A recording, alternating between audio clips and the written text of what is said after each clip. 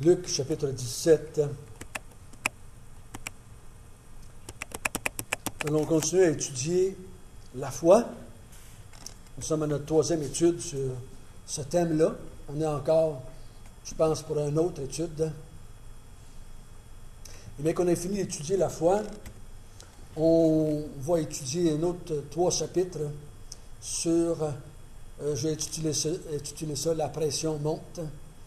Et on va voir, Luc va dire à Théophile pourquoi Jésus a-t-il été mis en croix.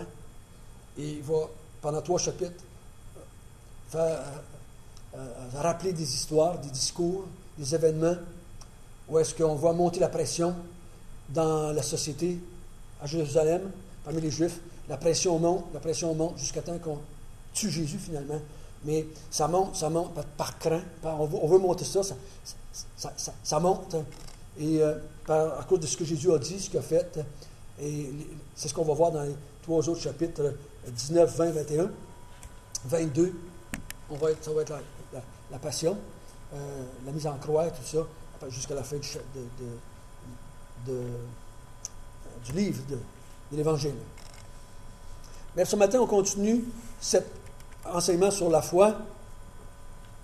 Et j'aimerais, pour nous introduire, lire quelques versets du chapitre par excellence sur la foi dans Hébreux, chapitre 11. C'est par la foi que Moïse, à sa naissance, fut caché pendant 3 mois par ses parents, parce qu'ils virent que l'enfant était beau et qu'ils ne craignirent pas l'ordre du roi, qui était quoi? Faire mourir tous les enfants mâles. Pas tous les enfants, mais tous les enfants mâles. C'est par la foi que Moïse, devenu grand, refusa d'être appelé fils de la fille de Pharaon.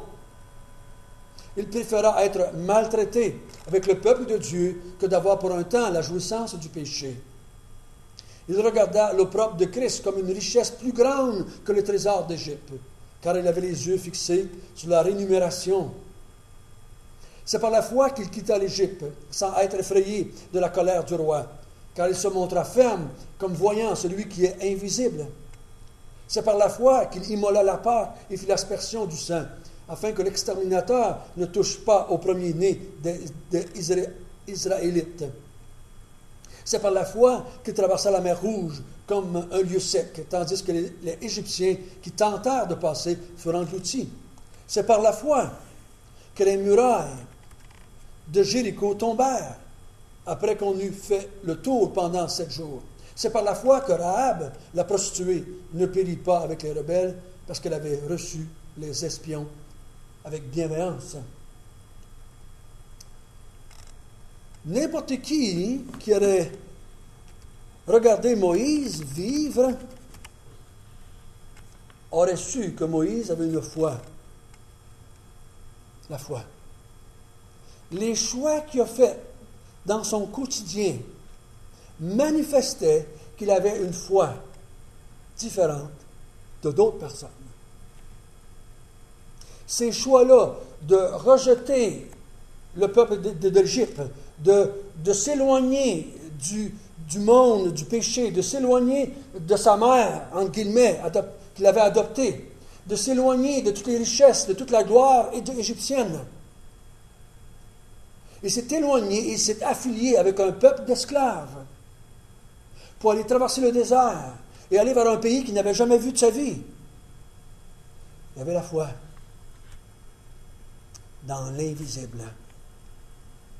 Dans l'invisible. Il y avait la foi dans un Dieu qui avait un plan pour le peuple d'Israël. Un peu comme Joseph, mourant en Égypte, a dit à ses frères, « N'oubliez pas, quand Dieu va venir vous chercher, emmenez mes os avec vous autres dans le pays de Canaan. » Ça, c'est mourir avec la foi. Quand on a la foi, ça va paraître dans toute notre vie de tous les jours. Pas juste le dimanche matin qu'on va à l'église, loin de là. Quelqu'un qui nous regarde vivre, qui nous écoute, va voir qu'on a une foi différente de leur. s'il ne voit pas la différence. Peut-être qu'on a des questions à se poser, chacun de nous. Il ne devrait pas voir qu'on a une foi différente parce qu'on va dans une autre bâtisse qu'eux autres le dimanche matin. Oui, ça va être une de ces manifestations-là. Mais ça ne devrait pas être seulement celle-là.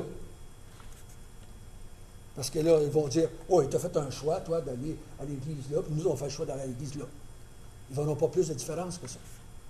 Mais ils doivent voir qu'on a une foi différente dans tous les gestes que nous causons dans notre vie. Et c'est ce que Luc veut parler avec Théophile ici. La foi. La foi. La foi, chez le croyant, c'est pas juste le fondement de sa vie, c'est sa vie. Le chrétien vit par la foi. C'est ça qui fait le trait de caractère du croyant. Le trait de caractère du croyant, c'est pas qu'il ne regarde pas la TV. Le croyant vit dans la foi, jour après jour, il vit dans la foi. Dans la foi, il voit plus loin. Il croit à l'invisible. Pendant que j'étais à l'école ces dernières semaines, j'ai pu voir dans les paroles des enseignants, dans les paroles des gens autour de moi, je peux voir leur foi. J'espère qu'ils voient la mienne. Je vois leur foi. Par les paroles qu'ils disent, par les croyances qu'ils font, par leur agissement, par les paroles qu'ils vont dire. Juste quand ils se parlent entre eux autres, « Ouais, mais c'est pas de ta faute, c'est la faute de la société. » C'est leur foi, ça. Moi, je ne suis pas coupable, je suis une bonne personne, c'est la faute des autres que ça va mal. C'est leur foi qui se manifeste ainsi. On voit leur foi dans tous les gestes qu'ils disent et les gestes qu'ils font. Ça devrait être la même chose dans nous autres aussi. Quand nous parlons de nous, quand nous parlons de Dieu, quand nous parlons du monde dans lequel nous vivons, quand nous parlons de notre avenir, de nos rêves, de nos ambitions, ils devraient voir, « Wow, lui a une foi différente des nôtres. » Et je crois que c'est cette foi-là ici que Luc veut faire ressortir à travers ce qu'il va dire dans les chapitres 17 et 18. Il veut qu'ils comprennent que la foi, ce n'est pas juste dans la tête, à quelque part, des belles paroles qu'on dit, mais c'est quelque chose qui se vit jour après jour dans la vie du croyant. Sans la foi, rien n'est possible pour le croyant. C'est le terme que j'ai donné à ces deux chapitres-là. Sans la foi, rien n'est possible pour le croyant. La première chose qu'on a vue ensemble, c'est sans la foi, nous ne pouvons pas croire à un pardon infini. Ça prend la foi pour croire ça. Ça prend la foi pour pouvoir dire aux gens, je m'en vais avec Dieu, j'ai une relation avec Dieu malgré que je suis un pécheur, je m'en vais au ciel pour l'éternité avec Dieu malgré que je suis un pécheur, j'ai la foi parce que Dieu me pardonne tous mes péchés. Je n'ai pas besoin de dire aux gens que je suis une bonne personne. Je n'ai pas besoin de dire aux gens que je ne suis pas si pire que ça. Je n'ai pas besoin de dire ça. Je suis aimé par Dieu, malgré que je ne suis pas ça. Si je le crois. Je le crois, ça. Et j'ai besoin de la foi pour croire ça. Deuxièmement, on a vu que la foi demande l'impossible. On a vu ça ensemble que Jésus a dit, si vous aviez de la foi gros comme un grain de sénévé, vous pourriez faire des choses, transporter les arbres de place, les montagnes de place. Jésus n'était pas en train de parler de changer la forêt de place. Voyons donc. C'était des façons de parler. Il dit, si tu as la foi, tu vas demander à Dieu de faire des choses qu'il est impossible à l'être humain de faire.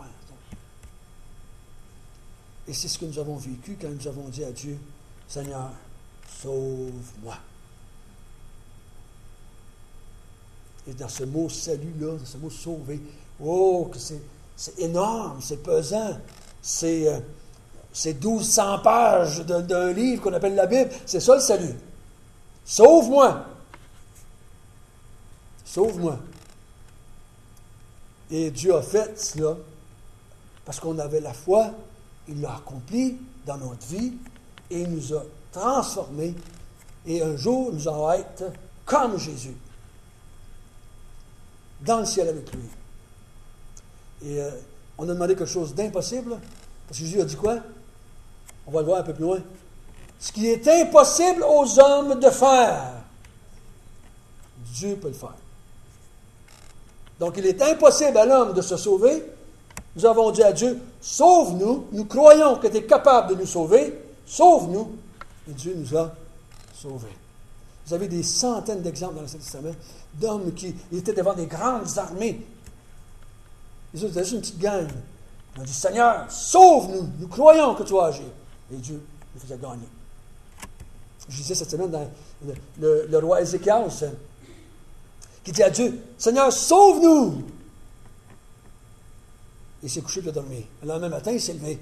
Il y avait au-dessus de 150 000 hommes morts dans l'autre armée pendant la nuit. Lui, il dormait. Dieu a dit, tu as cru en moi, je vais faire ce que tu as dit, te demander. Tout ça, c'était des exemples pour nous faire comprendre ce que nous avions besoin, nous, de croire en tant que croyants. On a vu ensemble on a commencé à voir que la foi donne la persévérance. La foi donne la persévérance jusqu'au retour du Seigneur. On a vu à partir du verset 20 du chapitre 17, Jésus dit, vous allez désirer voir un des jours du Fils de l'homme, vous allez désirer voir mon retour, mais ça ne viendra pas tout de suite. Avant, il va y avoir toutes sortes de grands conflits dans le monde. Avant, les nations du monde vont vous haïr, vont vouloir vous détruire. Il y aura beaucoup de souffrance pour l'Église avant. Ça ne viendra pas tout de suite. Mais il dit, persévérer.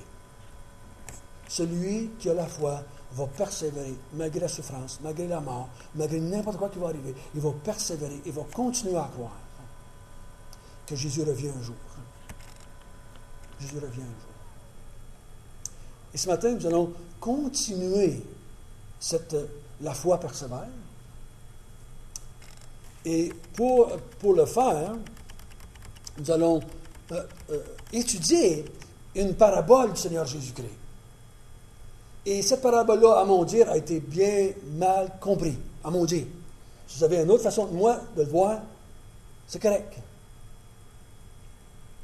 Mais cette parabole-là a été utilisée pour dire des choses qui, selon moi, n'existent pas. Il faut le mettre dans son contexte. Jésus est en train de dire à ses disciples, si vous devez persévérer jusqu'à temps que je vienne vous chercher, il va y avoir beaucoup de souffrances, des tremblements de terre, des guerres, des ci, des ça. Le monde va vouloir faire mourir et il va y avoir des grands conflits avant. Mais je veux que vous persévériez. Et là, il compte une parabole pour encourager au verset 18 du chapitre, verset 1 du chapitre 18. Il va leur conter une parabole afin qu'ils puissent continuer. Regardez bien ce qu'il dit au verset 1. Jésus leur adressa une parabole à cette gang-là qui est en train de parler du retour du Seigneur avec eux autres, pour montrer qu'il faut toujours prier et ne point se relâcher. Donc, Jésus compte une parabole, une histoire, pour emmener les croyants à toujours prier et ne jamais arrêter de prier. Jamais arrêter de prier. Attention. Ici, on a pris ça, puis on a traduit ça autrement. On a dit, Dieu veut qu'on n'arrête jamais de prier la même prière jusqu'à temps qu'on l'aie. C'est pas ça que le texte dit ici. Il ne dit pas ça, le texte. Cette histoire-là a été utilisée pour dire, va voir Dieu comme la femme l'a fait. Et tape sur la tête de Dieu jusqu'à temps qu'il te réponde à ta prière.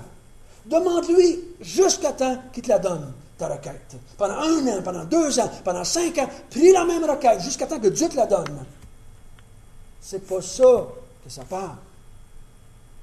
C'est pas ça que ça dit. Ça dit ici, il va leur conter cette parabole-là afin qu'ils prient toujours, jusqu'à temps qu'ils meurent, qu'ils prient. Jusqu'à temps que le retour du Seigneur vienne, qu'ils continuent à prier. Jusqu'à temps qu'ils viennent les chercher, qu'ils continuent à prier. Il n'est pas en train de dire qu'ils continuent à prier la même requête, mais qu'ils continuent à prier. Si on ne comprend pas ça, on va faire dire à cette histoire-là autre chose. Et on va lire ensemble requête, cette histoire, qui veut montrer aux chrétiens, ne lâchez point. N'arrêtez pas de prier. Ce que j'ai, moi, remarqué dans ma vie personnelle et dans la vie des croyants avec qui j'ai travaillé depuis 30 ans, les croyants vont arrêter de prier bien avant d'arrêter de lire la Bible et bien avant d'aller à l'église. Ils vont arrêter de prier bien avant ça. En général, c'est ça qui arrive. La première chose qu'on arrête de faire, c'est prier. Lire la Bible, ça, c'est plus terre à terre encore. J'ai un livre dans mes mains, puis je le tiens, puis je le lis. Aller à l'église, ça, je vais y aller. Mais prier, c'est là que les chrétiens arrêtent le premier. C'est là qu'on n'a plus de misère. Ça, pourquoi? Parce qu'on est dans le monde de l'invisible. On est dans le monde de l'invisible. C'est pour ça que cette parabole est écrite dans un contexte de foi. Et c'est pour ça qu'il va dire à la fin, au verset 8, vous le voyez? Mais quand le Fils de l'homme viendra, il est en train de parler de ça dans le chapitre 17, il dit, vous allez vouloir voir un jour du Fils de l'homme, vous allez désirer que je revienne vous chercher, mais je ne viendrai pas vous chercher tout de suite, il va se passer du temps avant que je vienne vous chercher. Mais il dit, quand je vais revenir sur la terre, est-ce que je vais trouver de la foi? Voyez-vous, c'est dans le même contexte du retour du Seigneur. Il ne faut pas sortir cette histoire-là du contexte. Le contexte, c'est, vous allez vouloir que je revienne, mais moi je vous dis, continuez à prier jusqu'à temps que je vienne. Mais quand je vais venir, est-ce que je vais trouver de la foi? Ici, dans le contexte, trouver de la foi et prier, c'est équivalent. Si j'arrête de croire, j'arrête de prier, c'est automatique. Si je continue à prier, c'est parce que j'ai de la foi. Si j'arrête de prier, c'est parce que j'ai plus de foi. Vous me suivez? C'est ça que le texte est en train de parler ici. Jésus sait très bien que les disciples ont besoin de persévérer. Parce que lui, il voit l'histoire de l'Église, il la voit toute. Il voit la vie de ces hommes-là qui sont en avant de lui. Il y a peut-être aussi des femmes avec lui. Là. Je ne sais pas s'il y avait juste les disciples hommes, parce que des fois, les femmes ne sont pas là. Les femmes sont là. Il voyait bien la vie qui les attendait. Il voyait la souffrance. Il voyait les martyrs. Il les a vus probablement tous vus bien avant. Leurs martyrs. Il va dire à Pierre, tu vas souffrir beaucoup pour moi, Pierre. On va t'entacher, on va te conduire à des places que tu ne voudras pas. Tu vas mourir, Pierre, pour moi. Il savait ça, lui. Il dit, Pierre, ne lâche pas. Ne lâche pas. Continue à croire en moi. Continue à prier. Jusqu'à temps que je vienne. Verset 2. Il dit, il y avait dans une ville un juge qui ne craignait pas Dieu et qui n'avait d'égard pour personne. Un foutu juge. Hein? Un mal foutu juge. Il ne craint pas Dieu, puis il se fout de tout le monde. Il y avait aussi dans cette ville une veuve qui venait lui dire, fais-moi justice de ma partie adverse. Remarquez bien ce qu'il dit là. La femme ne vient pas lui demander une Cadillac, ou un char, ou un auto, ou la santé. Elle vient lui demander quoi? Fais-moi justice. Il faut bien marquer ça. La requête ici, c'est fais-moi justice. Parce qu'une injustice est commise à mon égard. Il ne faut pas penser là, il n'est pas en train de dire n'importe quoi d'autre. Là. Et c'est ça le contexte ici.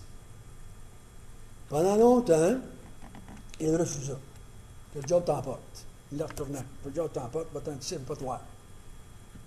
Mais ensuite, il dit en lui-même, quoique je ne craigne point Dieu et que je n'ai d'égard pour personne, néanmoins, parce que cette veuve m'importune, je lui ferai justice, afin qu'elle ne vienne pas sans cesse me casser la tête. Je suis écœuré de la voir. Je suis tanné qu'elle vienne me voir, puis qu'elle me casse la tête avec ça. Donc quoi? Il m'a dit, fais justice. Il a fait justice. Il a donné ce qu'elle avait le droit d'avoir. Il n'a pas donné ce qu'elle n'avait pas le droit d'avoir. Il a donné ce qu'elle avait le droit d'avoir. Lui, il ne donnait pas parce qu'il n'était pas juste. C'était pas un juste juge. C'était un juge inique.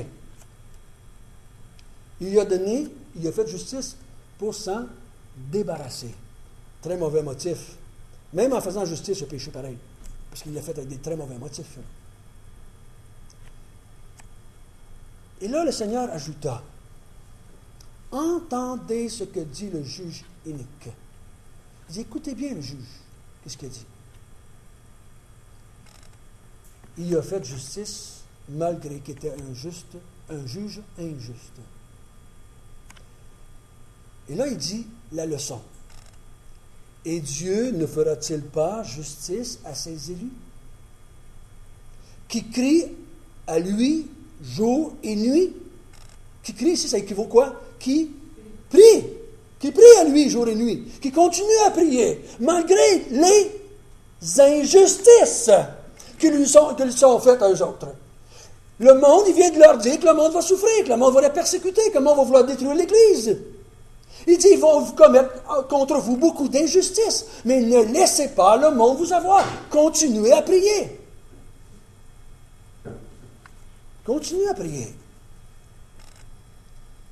Je vous le dis, il leur fera promptement justice. Mais quand le Fils de l'homme viendra, trouvera-t-il la foi sur la terre?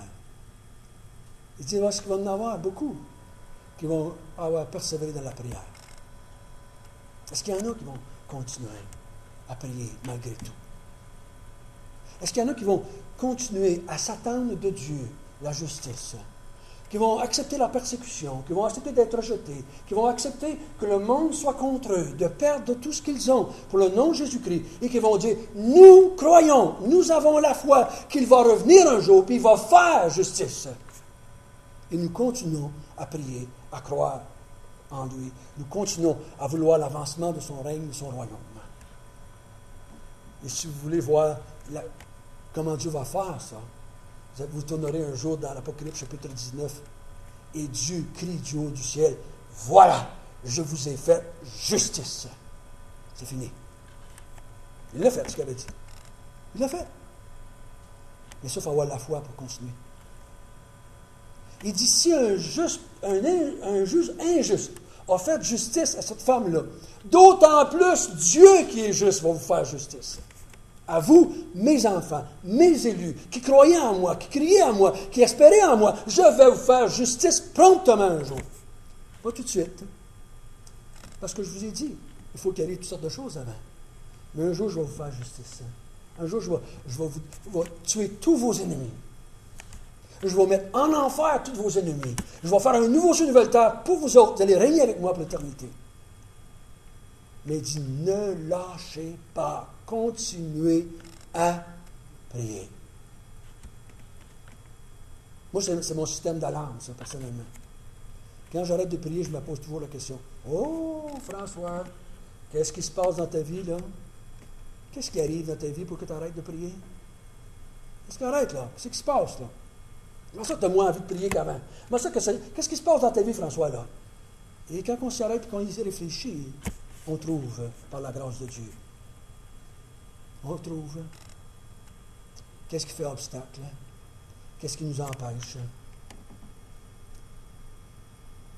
Les enfants de Dieu sont des enfants de foi. Leur vie est réglée sur l'avenir. Le monde qui est ici autour de nous, frères et sœurs, ce n'est pas le monde que nous voulons avoir pour l'éternité. Ce n'est pas ça que nous voulons. Nous espérons que Dieu va le détruire, ce monde-là dans lequel nous vivons. Les gens me disent, François, tu ne t'aimerais pas ça vivre sur la terre tout le temps? Jamais! Jamais que je voudrais vivre dans ce monde-là ici. Monde de fous, monde de tuerie, monde d'abus, monde de guerre, monde de famine, monde de tout ce que tu voudrais. Vivre ici pour l'éternité? Jamais! Jamais! Avec un corps qui ratatine, qui vieillit. Voyons donc, je ne veux pas vivre de même l'instant d'éternité, moi. J'espère, je rêve, je désire un nouveau monde. Un nouveau monde que Dieu va créer de toutes ses mains, comme il a fait le premier. Il va créer un nouveau monde. Il a dit, François, c'est là que tu vas vivre avec moi. Parce que tu es mort en priant. Tu es mort en priant, espérant qu'un jour je vienne et que je vais venir faire justice. C'est ça qu'il parle ici, mes frères et sœurs. Il ne parle pas que si je prie assez longtemps, il va finir par me donner ce que je veux. C'est pas ça. Ça, c'est le chapelet qu'on appelle ça. Des fois, j'appelle ça le chapelet baptiste. On prie, puis on prie, puis le Seigneur ne nous répond pas, il ne nous donne pas, on continue à prier pareil, puis on veut l'avoir, on veut l'avoir, on veut l'avoir. Puis on prie, puis on prie, puis on prie, puis on prie. En tout cas, si c'est ça que vous croyez, je vous en prie, ne prenez pas ce texte-là pour dire ça. Parce qu'il ne dit pas ça. Mettez-le dans son contexte. C'est un contexte de foi et un contexte de retour du Seigneur.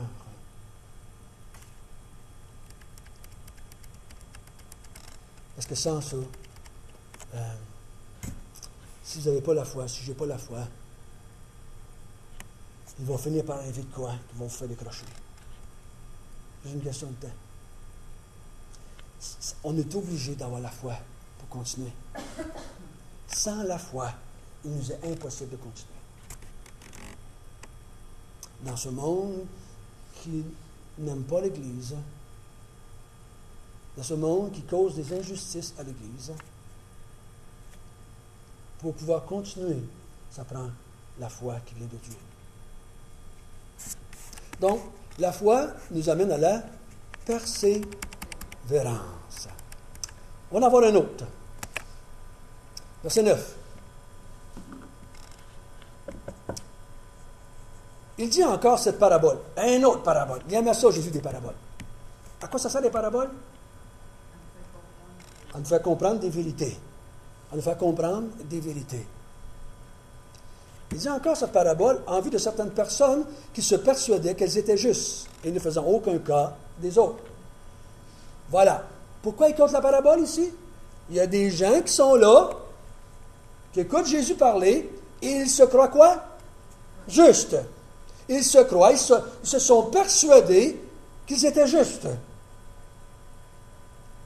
Ces personnes, se persuadant qu'ils étaient... C'est tellement drôle ce qu'il dit, ça. L'être humain, dans sa folie, finit par se persuader lui-même qu'il est juste. C'est pas Dieu qui les a persuadés ici. C'est qui? Ils se persuadent, ces personnes-là. Eux autres mêmes. Ils sont tellement bons menteurs qu'ils finissent par se croire. Ils se croient. Je suis une bonne personne. On va parler de mal à personne, nous autres. Et que j'ai entendu ça souvent. Et que j'ai entendu ça souvent depuis 30 ans. Pas besoin d'être sauvés, nous autres, là. On ne fait pas de mal à personne. On est des bonnes personnes, nous autres, là. Des fois, on va entendre, quand les gens me disent, là, on parle avec des gens, on dit, c'est des bonnes personnes, ça dit, oh, my friend. Là, je comprends leur foi. Quand les gens disent, ces gens-là, c'est des bonnes personnes, savez-vous ce qu'ils sont en train de dire, finalement? Que les autres sont des bonnes personnes. Quelqu'un qui sait qu'il n'est pas bon va dire que tout le monde n'est pas bon. C'est vous ça? Quand on sait qu'on n'est pas bon, on sait que tout le monde n'est pas bon. Quand on dit que les gens sont bons, c'est parce qu'on pense qu'on l'est. Comme on va voir l'histoire du jeune homme riche un peu plus tard. Bon maître! Bon maître! Jésus il a dit, personne de bon. Personne de bon. Toi non plus. Il croyait qu'il était bon. Il a appelé Jésus bon maître. Là, il donne l'histoire, la parabole. 2 hommes montèrent au temple pour prier. L'un était pharisien et l'autre publicain. Donc, vous savez c'est quoi, hein, les publicains et les pharisiens? J'espère que vous savez un petit peu, parce que si on ne comprend pas c'est quoi, on a de la misère à saisir l'histoire. Les pharisiens, c'était ceux qui se persuadaient qu'ils étaient justes. C'était eux autres, ça. Hein? Les pharisiens, puis ils n'étaient pas les seuls, parce que les pharisiens étaient les enseignants du peuple, étaient eux autres qui enseignaient. Donc, les gens croyaient ce que les pharisiens disaient. Les pharisiens se croyaient des propres justes, donc ils enseignaient ça aux gens, qui pouvaient devenir des propres justes. Le pharisien est debout, priait ainsi en lui-même, « Ô Dieu, je te rends grâce de ce que je ne suis pas comme le reste des hommes qui sont ravisseurs, injustes, adultères, ou même comme ce publicain en arrière, là, dans le coin. » Publicain, mauvais voleur. Hein? Les publicains, c'était des voleurs. C'était des escrocs, des arnaqueurs. C'était vrai qu'ils étaient comme ça. Il dit, une chance que je passe comme ta gars-là. Une chance.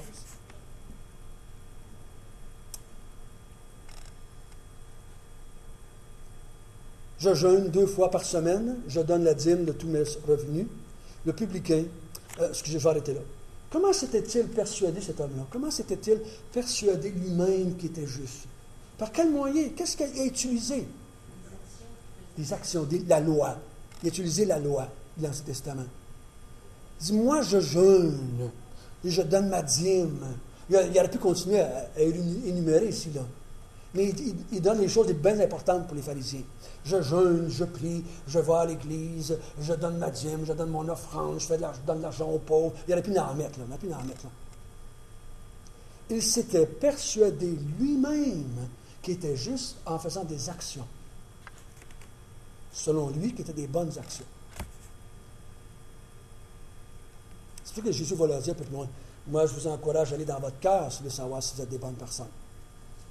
Puis là, il va donner des exemples dans Sermon sur la montagne, que dans leur cœur, c'est pourri à l'os. Quand on regarde nos actions, frères et sœurs, même en tant que chrétiens, on peut quasiment se convaincre qu'on est des bonnes personnes.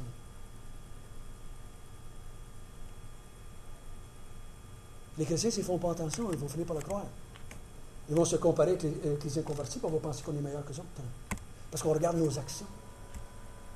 On va à l'église, on prie, on donne de l'offrande, on évangélise un peu, on fait des actions, puis là on croit qu'on est meilleur que les autres. Non. Soyons pas pharisiens. Essayons pas de nous persuader nous-mêmes qu'on est meilleur que les autres. Ou meilleur que les autres chrétiens. Le gars en arrière, le publicain, au verset 12, au verset 13, le publicain, cet arnaqueur professionnel, se tenait à distance, n'osait même pas lever les yeux au ciel, mais il se frappait la poitrine en disant « Ô Dieu, sois apaisé envers moi, qui suis un pécheur.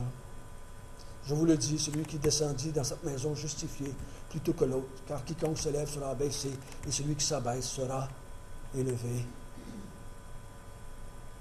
Ce publicain ici, j'ai marqué cette autre vérité qu'on veut qu'on retienne, c'est la foi obtient la justification. La foi obtient la justification. Ce n'est pas la foi qui justifie, mais elle obtient la justification. Et lui, qu'est-ce qu'il croit?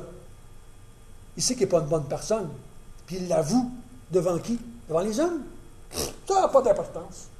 Pas d'importance, qu'est-ce qu'on peut dire devant les hommes? C'est ce qu'on dit devant Dieu qui est important. N'est-ce pas? C'est ce qu'on dit dans notre solitude avec Dieu, dans notre petit temps personnel avec Dieu. C'est ce qu'on dit à Dieu là qui est important. C'est pas ce qu'on dit à l'Église, c'est plus important. Ça, c'est tout du blabla humain souvent. Qu'est-ce qu'on fait dans l'intimité? Cet homme-là, caché dans le coin du temple, à la vue, pas personne vraiment qui le voyait, exemple. Il dit à Dieu, je suis un pécheur, un grand pécheur. Et je crois que tu peux me pardonner. Pardonne-moi. Et Dieu lui répond par la bouche de Jésus, tu es justifié. Non, mon ami. Hein? La foi obtient la justification. Juste parce qu'il a cru, cet homme-là. Une vie corrompue. N'avez-vous vu un autre comme ça? Ben oui. Le bon larron. Les deux larrons sur le bord de la croix. Un mauvais larron et un bon larron. C'est-tu fou de dire ça? C'est deux mauvais larrons. C'est deux mauvais larrons. C'est deux bandits, deux escrocs, deux meurtriers. Des gars qui ils vont mourir, là, il y en a juste quelques heures, ils vont mourir. Ils ont fait toute leur vie une vie de pécheurs. Par la foi, ils croient. Et Jésus lui dit, tu vas être avec moi au ciel aujourd'hui. Moi, j'aime ça. Savez-vous pourquoi? Parce que je suis un foutu de publicain. Je suis un foutu de publicain. Je suis un pécheur. Mais par la foi, je crois que Jésus me dit, à moi personnellement, tu es justifié, François. Tu es justifié. Parce que tu as foi en moi. Je ne regarde aucune de tes actions.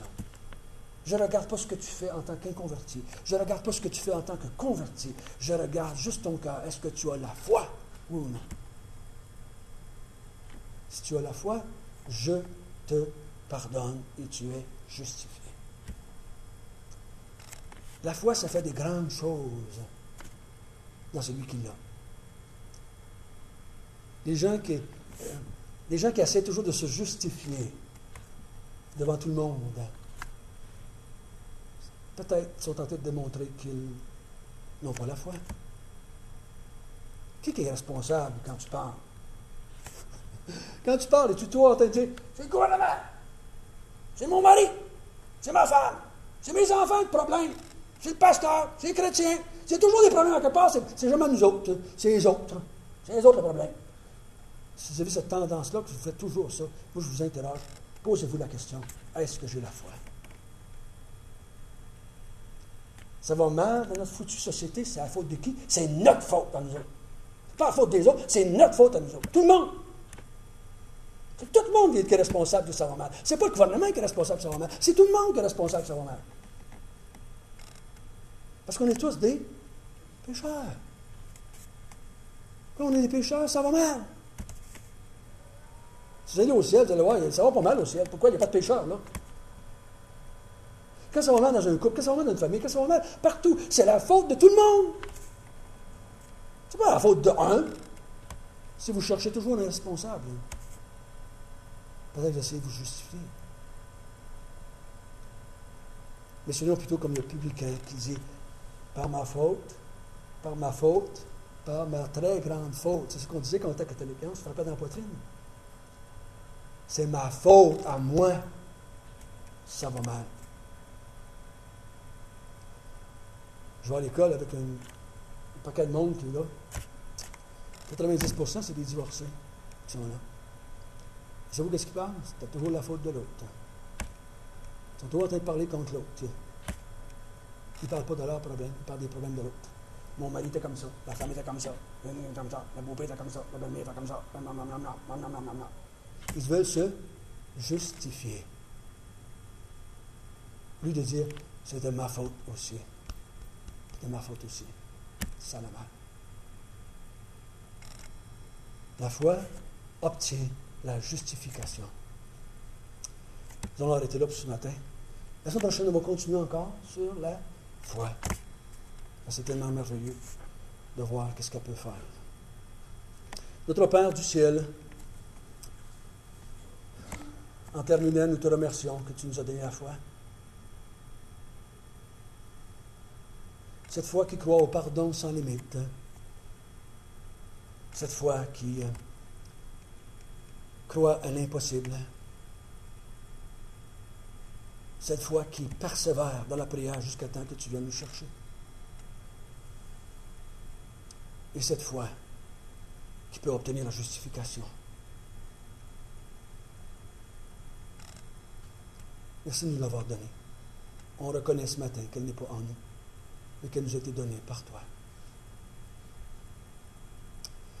Et tout ce qui va en découler du fait qu'on a cette foi-là, toutes ces milliers de promesses que tu vas accomplir, ne nous ont pas données à cause de nous, mais à cause que tu nous as donné la foi. Nous t'en bénissons. Nous t'en bénirons éternellement. Seigneur, nous voulons, dans ta grâce, dans ton amour, dans ta bonté, nous voulons vivre dans ce monde cette semaine et que tout le monde voie notre foi. On n'a pas besoin de crier, on a besoin juste de vivre notre foi devant eux. Quand nous agissons, quand nous parlons, qu'ils puissent voir notre foi. Qu'ils puissent voir que nous croyons en quelqu'un de plus grand que nous. Qu'ils puissent voir que nous croyons en un monde meilleur qui va être fait par toi. Qu'ils puissent voir que nous anticipons qu'après la mort, c'est la vie qui commence, la vraie vie.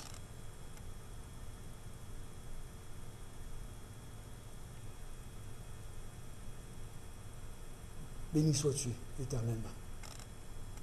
Au nom de Jésus. Amen.